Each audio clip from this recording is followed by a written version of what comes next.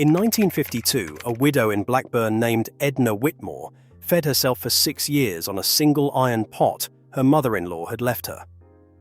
She was 74, lived alone above a launderette on Darwin Street, and spent less than 2 shillings a week on food. That pot was so well seasoned it no longer needed oil. Her favourite meal is number 7 on this list. Number 18 fed a grown man for the price of a postage stamp. Number 3 was once served at the Ritz under a different name. These 25 meals were forgotten because the people who cooked them were forgotten. Widows in Salford, coal miners in Barnsley, old men in Bethnal Green lodgings, stretching a pension across 30 days and praying the gas meter held out. Hit that subscribe button. Let us count down the 25 forgotten British poor man one-pot meals for seniors living alone. Number 25th, tomato and dripping soup.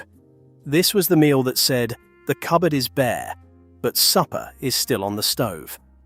A senior with half a tin of tomatoes, a crust of stale bread, and a spoonful of beef dripping from the Sunday roast 3 weeks gone could still put something warm on the table at 6 o'clock. You melted the dripping in your heaviest pot until it shimmered. In went a chopped onion. Then the tomatoes, crushed between your fingers. A pint of water. A torn slice of yesterday's bread, left to dissolve. 10 minutes of simmering, and the bread thickened the broth into something almost creamy, without a drop of cream. A pinch of salt. Your grandmother called it supper. Modern gastropubs in Shoreditch charge £12 a bowl and pretend they invented it. Number 24. Peas pudding. The simple yellow porridge that fed the northeast of England for 2 centuries. Split yellow peas, soaked overnight in cold water, then tipped into a pot with an onion, a bay leaf, and if you were lucky, a ham hock begged cheap from the butcher on a Friday afternoon. 2 hours of gentle boiling. The peas collapsed into a thick golden mash that smelled like your grandmother's back kitchen in winter. Newcastle fishwives sold it from enamel pots on street corners, wrapped in muslin, a halfpenny a portion. A senior could make a pot on Monday, eat it hot with a slice of bread on Tuesday, cold on a sandwich on Wednesday, and warmed through with a knob of butter on Thursday. Peas pudding hot. Peas pudding cold. Peas pudding in the pot, 9 days old. That was the whole recipe, and that was how a widow in Gateshead fed herself for half a week on a handful of dried peas and a cracked bone. Number 23. Bread and milk supper. If you grew up in a council house in the 50s, you know this one. A cup of milk warmed slowly in a small pan until it steamed but never boiled. A thick slice of white bread was torn into rough pieces and dropped in. A spoonful of sugar, a scrape of butter melting on top. That was the whole supper. It took 3 minutes. It cost less than a penny. And for a senior on a tight pension, it was the kind of meal the body remembered before the mind did, the way a hymn remembered the tune before it remembered the words. Widowers in Manchester ate it 3 nights a week well into their 80s. Simple, warm, filling. Your grandmother called it POBS. It was the first meal a child ate after losing a tooth, and the last meal a dying man asked for in a back bedroom in Eccles. Number 22. Potato and onion hot pot. 2 potatoes, 1 onion, a spoonful of lard, salt and water. You sliced the potatoes thin as coins and laid them in the bottom of a small iron pot. You diced the onion and scattered it across the top. You dropped in the lard, a good pinch of salt, and just enough water to cover the whole lot. Cook for 40 minutes on a low flame. The potatoes turned soft and creamy and soaked up the onion sweetness like a sponge. The top layer crisped into little golden chips where the water had cooked away. A senior living alone in Oldham could make this with 4 pence worth of ingredients from the greengrocer on Yorkshire Street. It stuck to your ribs until morning. That was the point. In cotton mill towns across Lancashire, decades of women made this the same way their mothers had, and handed the pot down the family line like a wedding ring. Number 21st. Tripe and onions. The meal the British forgot on purpose, and lost something amazing in the forgetting. A pound of honeycomb tripe, already bleached and boiled by the tripe dresser, is dropped into a pot with 2 sliced onions, a pint of milk, a knob of butter, and a good shake of white pepper. You let it murmur on the back ring for an hour. The milk thickened into a silky white sauce. The tripe turned tender as a custard. For a senior in Lancashire, it was Sunday dinner, Wednesday supper, and Friday lunch all at once, and it cost next to nothing because nobody under 40 would touch it. Tripe shops in Wigan still had queues out the door in 1963. By 1980, the shops were gone. A way of eating that had fed the North for centuries packed up and walked out in a single decade. Your grandmother knew. Number 20. Stovies. The Scottish one-pot miracle, made from whatever was left of the Sunday roast and the vegetables that had not quite made it onto the plate. Cold lamb or beef, chopped rough. Cold boiled potatoes, broken up with a fork. A big onion, sliced. A ladle full of leftover gravy. The lot tipped into a heavy pot with a knob of dripping and cooked slow over a low heat until the edges caught and crisped, and the whole thing smelled like a coal fire in Aberdeen on a wet Tuesday. A senior in Dundee could stretch one Sunday roast into 4 nights of stovies without ever opening the larder door. That was the beauty of it. You cooked once, you ate for days, and the stovies got better every night they sat in the cold larder. Number 19. Cabbage and bacon boil. If you grew up on a council estate in the 60s, you remember the smell of this meal coming out of every second kitchen window on a Thursday night. A small joint of streaky bacon, the cheap end the butcher would almost give away on a Friday afternoon, dropped into a pot of cold water with half a green cabbage, a few potatoes, and a pair of carrots. You brought it to a simmer and left it alone for an hour and a half while you listened to the wireless and let the gas meter do its work. The bacon softened and released its salt into the water. The cabbage turned silky and took on the smoky flavour of the pork. The potatoes broke down at the edges and thickened the broth into something simple and powerful. A senior could eat the bacon on Monday, drink the broth on Tuesday with a slice of bread, and finish the cabbage cold on Wednesday with a spoonful of mustard. 3 nights from one cheap joint. 3 nights of warm food in a cold flat. That mattered more than anyone talks about now. Because the thing about eating alone is that the effort of cooking is the first thing a person gives up. And when the effort goes, the eating goes.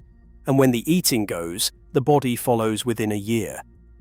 This meal worked because it gave an old woman something easy to reach into every night of the week without having to stand at a stove twice. Your grandmother knew. Her mother knew it before her, passed down through generations of women who never wrote a recipe down. The church ladies in Ireland still cook it for homebound neighbours. They leave it on the step, knock once, and walk home. Number 18. Mince and tatties. The Scottish meal that fed the industrial working class for generations and still cost less than a loaf of bread to make today. Half a pound of beef mince, the cheaper the better, browned in a heavy pot with a chopped onion. 2 peeled potatoes, cut into big chunks. A ladle of water, a shake of salt, a teaspoon of HP sauce for colour and bite. 25 minutes on a medium flame. The potatoes broke down at the edges and thickened the gravy into something that clung to the back of a spoon. A senior in Glasgow could make enough for 3 nights from 1 pack of mince at 80p. It was the meal a widower taught himself to cook in the first week after his wife was gone. Simple enough to not burn. Warm enough to matter. For decades it was the first meal in the first week of widowhood for half the men north of the Clyde, and the last meal in the last week of life for half of them as well. Number 17. Corned beef hash. The tin that carried Britain through the war and the decades that followed. A tin of corned beef from the cupboard, broken up with a fork. 1 onion, diced. 2 cold-boiled potatoes, chopped rough. A spoonful of dripping in a heavy pan. You fried the onion until soft, tipped in the potato, pressed it all flat with the back of a spatula, and let the bottom crust into a dark golden sheet before flipping it over in sections. A shake of brown sauce. A fried egg on top if you had one. A senior could make this in a single pan in under 15 minutes. For years, a tin of corned beef sat in every British larder the way a bag of flour used to sit in a farmhouse kitchen. Cheap, filling and hot on the plate by 6:15. It was the meal a working man in Bolton ate after his wife had gone, cooked from the same tin she used to buy, served on the same blue plate she used to set out. Number 16. Faggots in onion gravy. The Midlands marvel that nearly disappeared when the last old-fashioned butcher closed. Pork liver, belly and heart minced fine with breadcrumbs, sage, onion and a little salt, shaped into soft balls the size of a cricket ball, wrapped loosely in caul fat and dropped into a pot of dark onion gravy. You let the whole lot bubble gently on a low ring for 40 minutes while the gravy thickened around them. The faggots turned tender as a pudding. The gravy turned the colour of polished mahogany. For an old miner in the Black Country, this was Friday night tea, served with a spoonful of mushy peas and 2 slices of white bread to mop the plate. A butcher in Dudley still sells them at £2 a pair on a Friday morning, and the queue still goes halfway down the street. Number 15. Brown stew. The catch-all wartime meal that kept Britain alive through the worst winters of rationing and beyond. A handful of whatever meat the butcher could spare, cut small. Whatever root vegetables had not shriveled at the bottom of the larder. A spoonful of flour for thickening. A bay leaf, a shake of pepper, a splash of bovril for colour, and cold water to cover. You browned the meat in a heavy iron pot with a little dripping, tossed in the vegetables, sprinkled the flour over the top and stirred it through, then poured in the water and left it to simmer for 2 hours on the lowest possible flame. The meat surrendered, the vegetables broke apart, and the gravy turned deep and earthy and powerful, the way only a slow-cooked pot can. A senior living alone in a 2-up, 2-down in Sunderland could make this on a Monday with 6pence worth of scraps from the butcher and eat it for 4 nights running. Here is the thing about a pot like this. It was not a recipe. It was a habit. A woman did not need to think about what she was making. Her hands knew the steps the way her feet knew the stairs, because her mother had stood at the same stove and stirred the same pot with the same wooden spoon, and her mother before her, and her mother before that.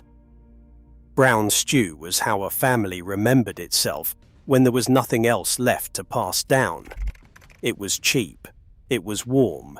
It made a kitchen smell like a kitchen even when the cupboard was almost empty.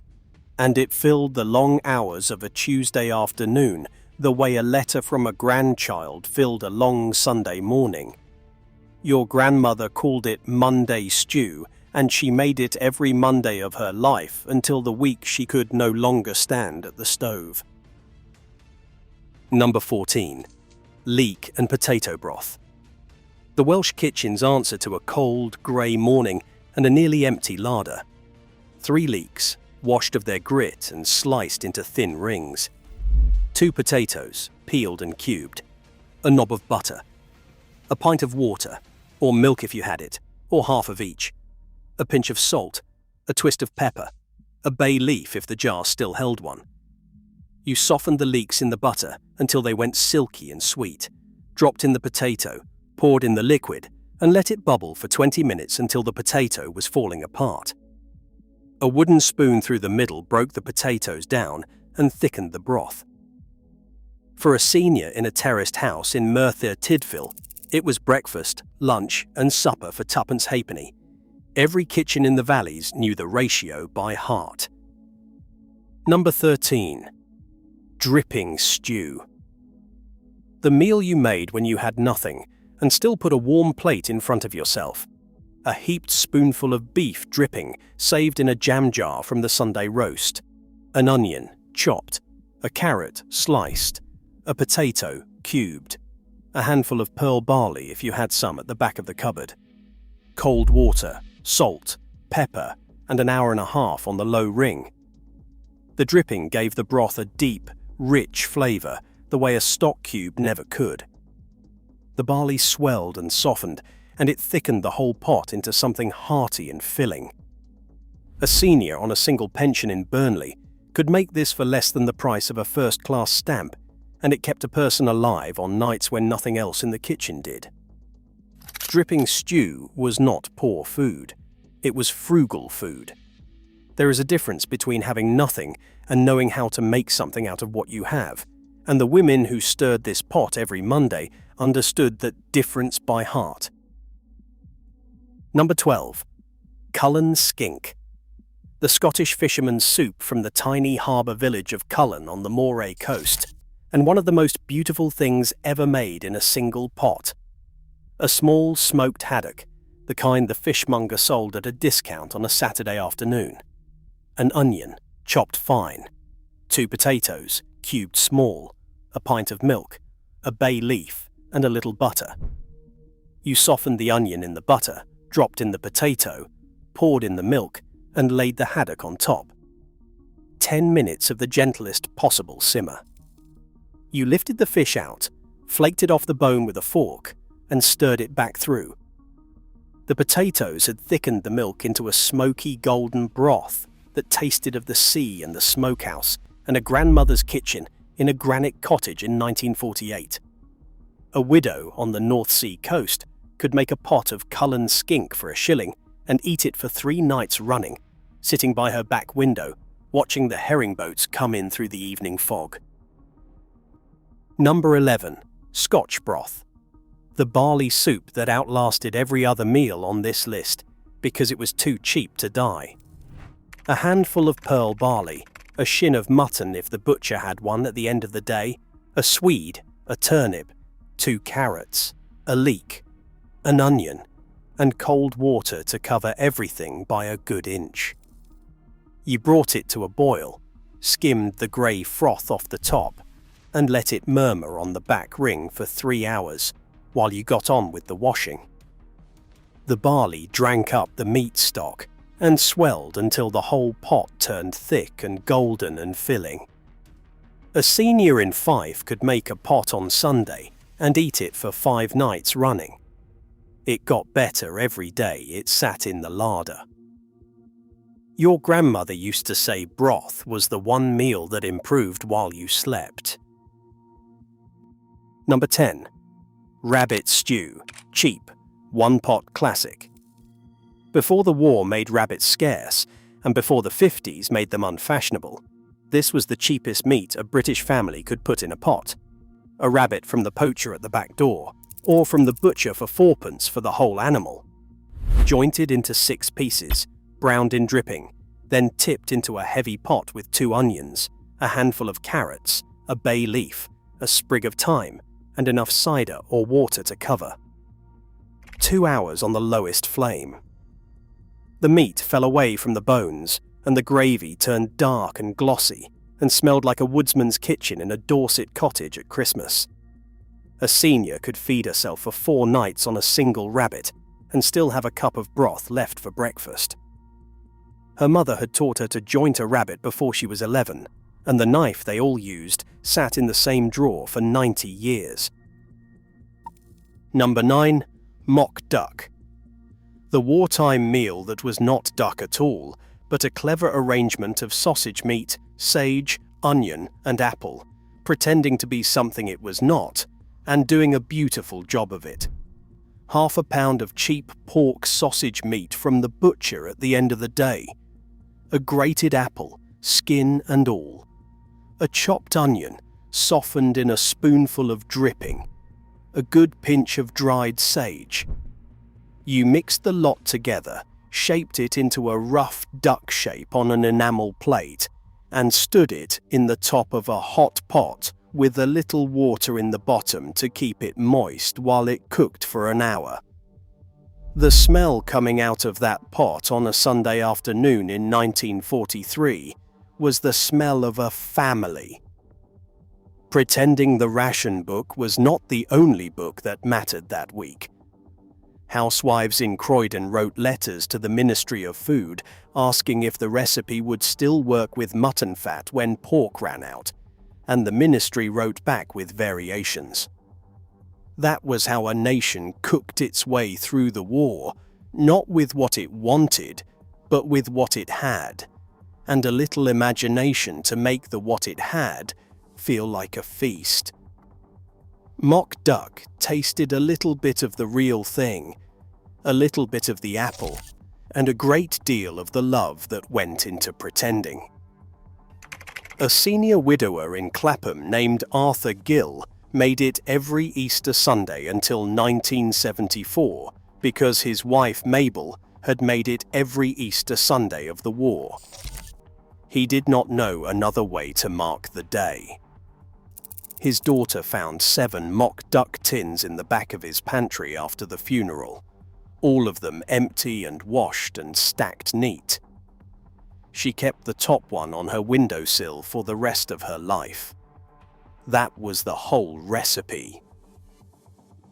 Number 8. Liver, bacon and onions. The Friday night supper that fed a generation of British factory workers and kept them standing the next morning. A slice of ox liver or a piece of lamb's liver from the butcher at 2p the half pound. 2 rashers of streaky bacon. 2 onions sliced thick. A knob of lard in a heavy iron pan. You fried the bacon crisp and lifted it out. You softened the onions in the bacon fat. You laid the liver in the pan for 2 minutes each side, no more, until just pink in the middle. You tipped everything back into the pan with a splash of water and let it all come together for another minute. Served on a slice of fried bread. The best cheap meal a working man ever put in his mouth, and still a Tuesday night standard in Wigan. Your grandfather used to say a plate of liver and onions was the only cure for a cold and a bad week at the pit. Number 7. Spam and potato stew. The tin that won the war and then stayed in the cupboard for 40 more years because it worked. A tin of Spam, the pink loaf from the American Lend-Lease shipments that saved British larders in 1943, cubed into rough pieces. 2 potatoes, diced. 1 onion, chopped. A ladle full of water, a shake of pepper, a teaspoon of mustard powder for warmth. You browned the Spam in its own fat in a heavy pot. You tipped in the onion and potato. You poured in the water and let the whole lot bubble for 20 minutes on a low ring. The potatoes thickened the broth and soaked up the salty sweetness of the Spam. For a senior on a single pension in Croydon in 1968, this was a Thursday night meal, served with a slice of bread and a cup of strong tea. It cost less than 3p and filled the stomach of a grown man until breakfast. Pensioners who had lived through the war never quite forgave the tin, and never quite stopped eating it either. Number 6. Oxtail stew.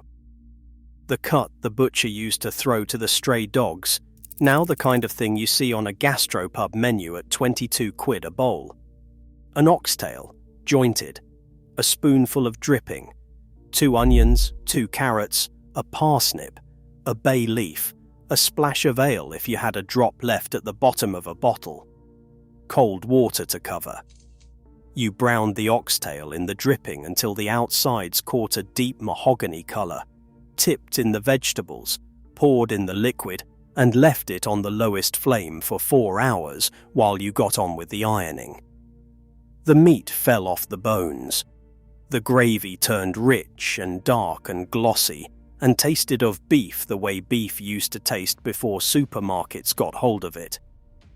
A senior in Leeds could feed herself for a week on 1 oxtail at 9p. When the broth ran thin on the 4th night, she topped it up with a spoonful of barley and called it a new meal. Number 5. Pig's trotters with onions.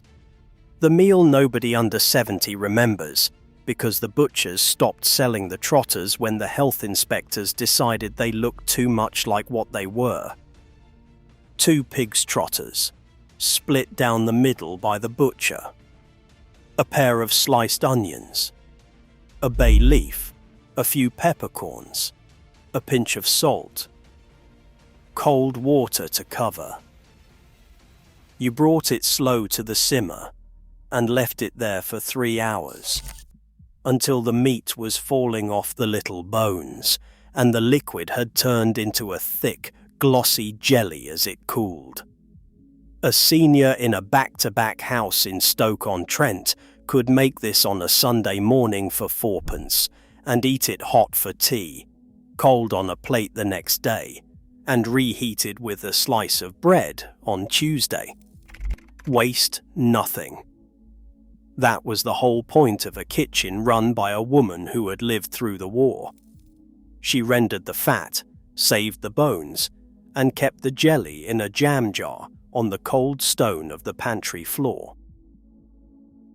Number 4. Welsh caul. Welsh caul, the national dish of Wales, cooked in a single iron pot, is the kind of meal that has been passed down from mother to daughter for decades without ever being written down. A shin of lamb, or a handful of inexpensive neck chops. 1 swede, 1 parsnip, 2 carrots, a leek, a couple of potatoes, and a small onion. Cold water and salt. That was it. You dropped the lot into a heavy pot, brought it to a boil, skimmed the surface, and let it simmer for 2.5 hours on the back of the stove. The lamb gave up its sweetness to the broth. The vegetables turned tender and held their shape. A senior in a miner's cottage in the Rhondda Valley could make a pot of caul on Sunday and eat it for every meal until Wednesday, and the broth grew better every day it sat in the cold larder. Number 3. Woolton pie. Named after Lord Woolton, the wartime Minister of Food, it was invented in the kitchens of the Savoy Hotel in 1940 by a chef named Francis Latry. He was asked to come up with a meal to feed a nation on rations. Carrots, parsnips, turnips, potatoes and spring onions were chopped into rough chunks and tipped into a heavy pot with a spoonful of oatmeal for thickening, a teaspoon of Marmite for depth, and a pint of water. The pot was covered and simmered for 1 hour. It was then topped with a lid of mashed potato or with a sheet of pastry if the flour ration stretched that far. The Ritz was serving this same pie to its diners in 1941, calling it a vegetable casserole because the Ministry of Food had asked every hotel in London to put 1 meatless dish on the menu every day to encourage the population to eat the same way.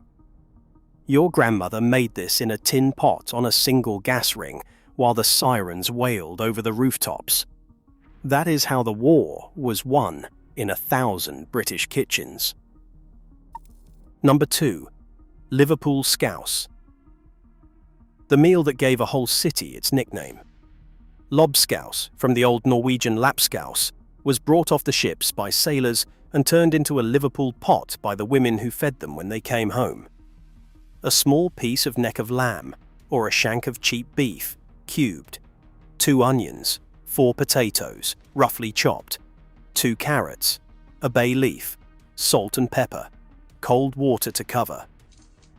You browned the meat in a little dripping, tipped in the rest, brought the pot to a simmer, and left it alone for 2 hours while the potatoes broke apart and thickened the gravy into something the colour of wet brick. A senior in Everton could stretch a pot of scouse across 4 nights for under a shilling, and on the nights when the meat ran out, she made it blind, meaning without any meat at all. It was still scouse, and it still filled a belly. Number 1. Lancashire hot pot. The crown jewel of British one-pot cooking, the meal that kept the cotton mill towns of the northwest warm and fed through 100 winters. 4 lamb chops from the neck, the cheapest cut in the butcher's window. 2 onions, sliced. A pair of lamb kidneys if the butcher had any going spare. 2 pounds of potatoes, peeled and sliced into coins the thickness of a penny. Salt, pepper, a bay leaf, and a pint of water. You layered the onions, kidneys, and chops at the bottom of a tall earthenware pot. Fan the potato slices across the top in overlapping circles, like the roof tiles on a terraced house. Season the lot, pour in the water, and cover it with a tight lid. Then you slid it into the bottom of a low oven before you left for your shift at the mill at 6 in the morning.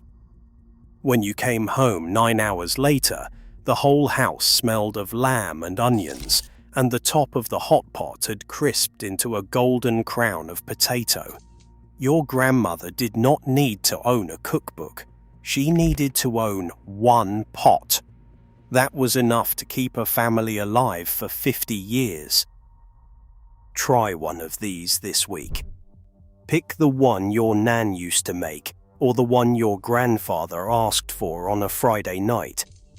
Cook it in the same pot you use for everything else. Eat it slow. Sit at the table. Because these meals were never just about being cheap. They were about staying warm, staying fed, and staying human when the rent was due and the gas meter was on its last shilling. They carried generations of widows and old men through the long, quiet years of eating alone at kitchen tables that used to seat 5, and a cat on the 6th chair. Share which one you are going to try in the comments.